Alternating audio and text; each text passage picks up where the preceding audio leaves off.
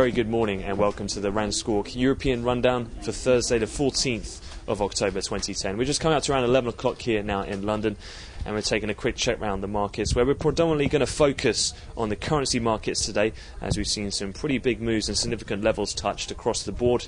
Starting off with the Asian session, the big story overnight was that of the Singapore Monetary Authority, which have effectively tightened policy. They've widened that trading band for the Singapore dollar, and as such that's prompted quite aggressive sales of the greenback overnight in Asia and into the European morning. The dollar index is now trading down at its lows around 0.75%, which is pretty much now at its lowest levels we've not seen since around December of 2009.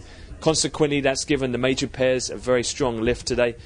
Both euro-dollar is now trading above the 141 handle, up over 100 pips, and cable is now firmly through that key level at 160 on the upside, having tested resistance up around 160.70. So stellar gains seen in both those major pairs on persistent weakness seen in the dollar index. In terms of what that might mean and why it's been such a big move, is that Singapore economy and their monetary policy moves are often seen as somewhat as a benchmark for that of Asia, and the fact that they've come out and made that trading band move could prompt other Asian central banks to follow suit. So we'll be keeping a very close eye.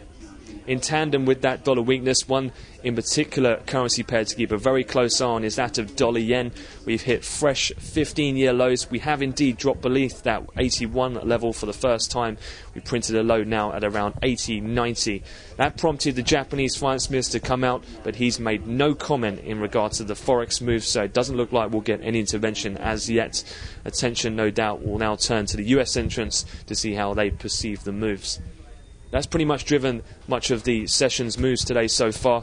So we'll just take a quick look in terms of the calendar and what else is to come today. We'll look out for the weekly jobless numbers from the US.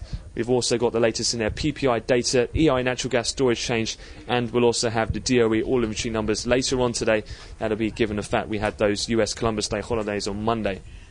In respect to oil, it is the Vienna OPEC meeting today. So far we've not had an official one-line confirmation, but having heard from most of the major, like the Saudi and Iranian oil ministers, it looks as though the output will be kept unchanged as is expected.